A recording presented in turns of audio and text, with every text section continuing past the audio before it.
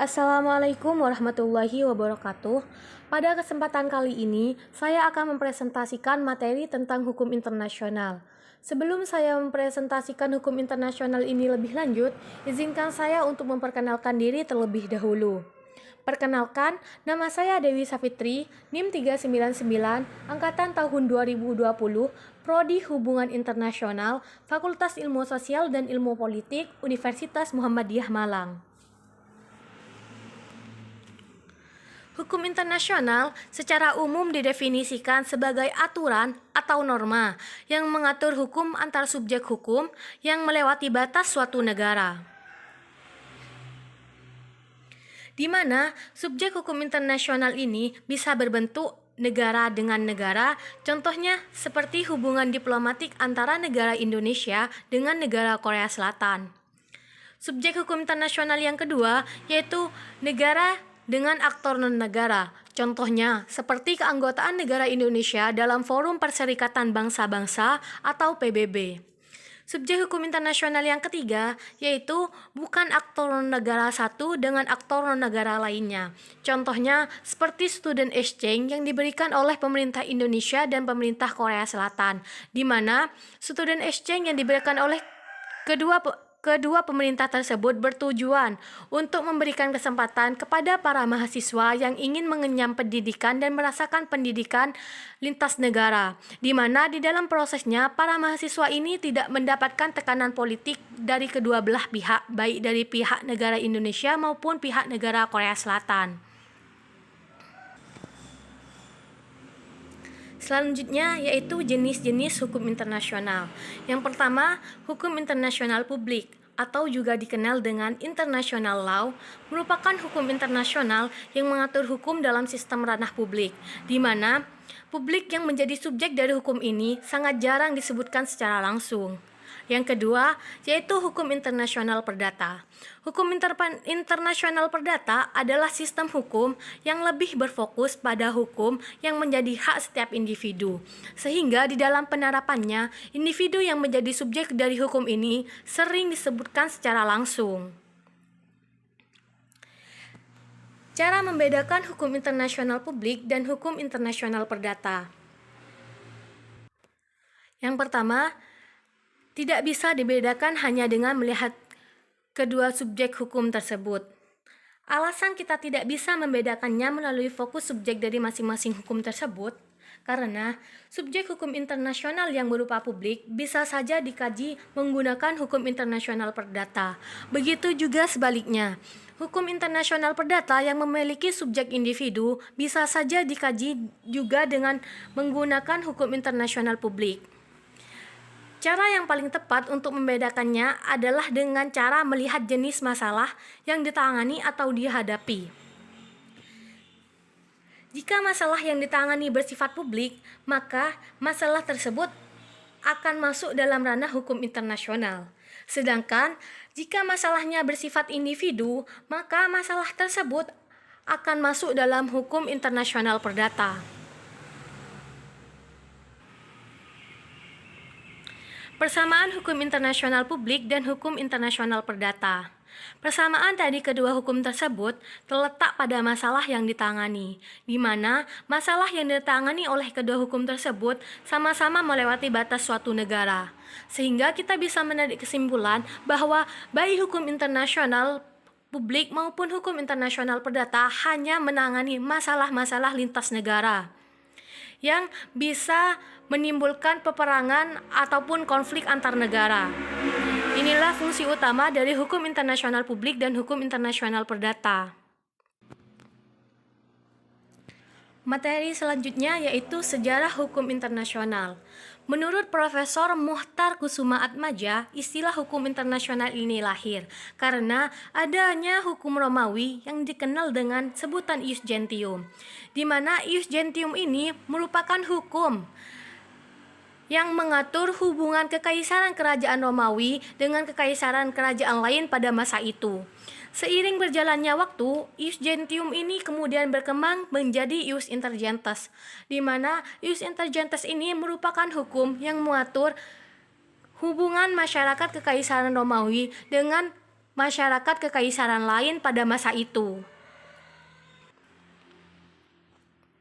Selanjutnya saya akan membahas tentang perkembangan hukum internasional. Perkembangan hukum internasional sendiri tidak terlepas dari hukum internasional klasik 4000 tahun lalu sebelum Masehi. Yang kedua, perkembangan internasional ini juga ditandai dengan lahirnya hukum internasional modern yang ditandai dengan disetujuinya perjanjian perdamaian Westphalia pada tahun 1618 sampai 1648. Dengan adanya perjanjian Westphalia tersebut menjadi titik akhir peperangan Thirty Year War atau perang 30 tahun di Eropa. Perjanjian tersebut juga melepaskan aturan tentang negara tidak lagi tunduk terhadap gereja, di mana perjanjian ini juga didasarkan pada kepentingan nasional, dan perjanjian ini juga menegaskan bahwa setiap negara di dunia memiliki kedudukan yang sama. Dan perkembangan hukum internasional yang ketiga juga ditandai dengan adanya konferensi internasional seperti Konferensi Jenewa pada tahun 1861, Konferensi Den Haag 1849, dan konferensi internasional berbasis perdamaian lainnya. Tujuan dari konferensi internasional itu sama, yaitu satu, menjaga dan terus menjalin hubungan perdamaian antar negara. Perkembangan hukum internasional juga ditandai dengan berakhirnya Perang Dunia I dan Perang Dunia II, di mana pada Perang Dunia I berakhir dengan adanya perjanjian Versailles dan didirikannya Liga Bangsa-Bangsa atau PBB.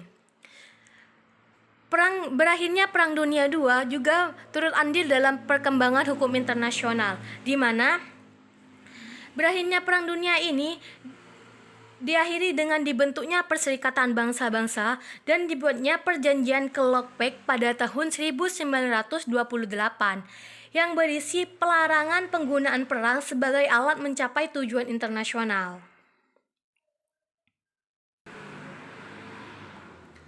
Selanjutnya saya akan menjelaskan persamaan dan perbedaan istilah hukum internasional, hukum bangsa-bangsa, dan hukum antar negara. Persamaan dari hukum internasional, hukum bangsa-bangsa, dan hukum antar negara yaitu semua sumber hukum pada ketiga hukum tersebut sama-sama bersumber dari hukum Romawi. Dan subjek dari ketiga hukum tersebut sama, yaitu negara atau nation. Perbedaan hukum bangsa-bangsa, hukum antar negara, dan hukum internasional. Perbedaan ini lebih merujuk pada perkembangan hukum pada setiap zamannya. Pertama, hukum bangsa-bangsa. Hukum bangsa-bangsa ini lebih berfokus pada hubungan antar raja-raja pada zaman dahulu. Yang kedua, yaitu hukum antar negara. Adalah hukum yang mengatur hubungan antar negara saat munculnya negara baru yang lebih modern. Dan yang terakhir yaitu hukum internasional. Hukum internasional merupakan hukum yang tidak hanya mengatur hubungan antar negara, namun juga subjek hukum bukan negara. Individu juga diatur dalam hukum internasional ini.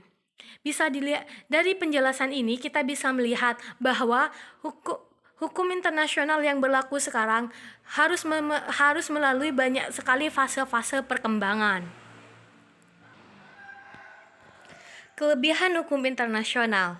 Yang pertama, hukum internasional tidak mengenal kekuasaan eksekutif, sehingga hukum internasional ini tidak mau menerima tekanan dari pihak manapun. Yang kedua, bersifat koordinatif. Jadi setiap ada masalah yang membahayakan perdamaian maupun masalah yang melewati lintas negara, maka dalam pengambilan keputusannya hukum internasional akan melakukan koordinasi terlebih dahulu dengan negara-negara dunia tentang keputusan apa yang harus mereka ambil. Kelebihan hukum internasional yang ketiga yaitu hukum internasional tidak memiliki badan eksekutif, legislatif, yudikatif, dan badan polisional, sehingga hukum internasional ini tidak bisa memaksakan kehendaknya terhadap suatu negara tertentu. Inilah beberapa alasan kenapa hukum internasional ini disetujui untuk diterapkan oleh negara-negara di dunia. Selanjutnya saya akan menjelaskan tentang kelemahan hukum internasional. Satu-satunya kelemahan hukum internasional yaitu tidak dimilikinya sifat hukum yang menimbulkan perdebatan antar ahli hukum. Akibat tidak dimilikinya sifat hukum, maka timbullah perdebatan oleh beberapa tokoh seperti Applegrone, John Austin, Spinoza, dan Jeremy Bentham. Di mana John Austin berpendapat bahwa hukum internasional hanyalah moral, karena di dalam hukum internasional tidak memiliki lembaga legislatif yang memiliki tugas sebagai pembuat hukum. Hukum internasional juga tidak memiliki lembaga eksekutif yang bertugas sebagai lembaga yang melaksanakan undang-undang. Hukum internasional juga tidak memiliki lembaga yudikatif sebagai lembaga penegak hukum, dan hukum internasional juga tidak memiliki lembaga polisional yang bertugas sebagai pengawas dalam pelaksanaan hukum tersebut. Selain Austin, Kelsen juga berpendapat bahwa jika di dalam hukum internasional tidak ada kekuasaan tinggi yang memberikan hukuman pada negara yang melanggar, maka negara di seluruh dunia mempunyai hak untuk mangkir dari hukuman yang mereka dapatkan. Sehingga Kelsen juga sependapat dengan Austin bahwa hukum internasional hanyalah moral atau norma saja. Namun, pendapat Austin dan Kelsen ini ditinjau ulang oleh para ahli hukum internasional yang berpendapat bahwa pendapat mereka kurang tepat karena lembaga eksekutif, legislatif, dan yudikatif sebenarnya sudah ada dalam hukum internasional sejak dibentuknya Perserikatan Bangsa-Bangsa atau PBB.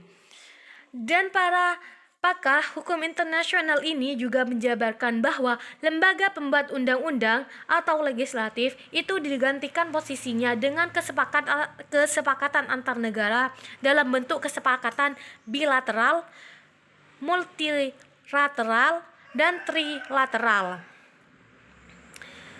Karena dalam hukum internasional semua negara memiliki kedudukan yang sama. Sedangkan lembaga yudikatif sendiri dapat dilihat perannya dalam lembaga arbitrase internasional.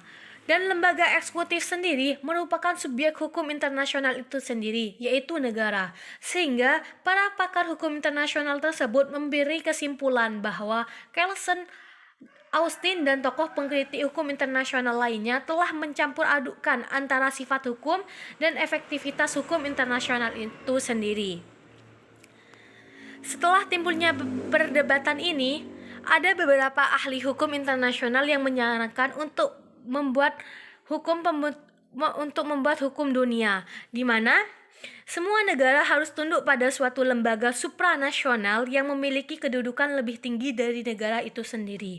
Namun, di dunia ini, di negara manapun tidak ada negara yang mau untuk tunduk terhadap lembaga manapun yang memiliki kedudukan lebih tinggi dari negara itu sendiri. Sehingga hukum dunia yang diusulkan oleh beberapa praktisi hukum internasional ini sangat tabu untuk diterapkan pada negara-negara di dunia.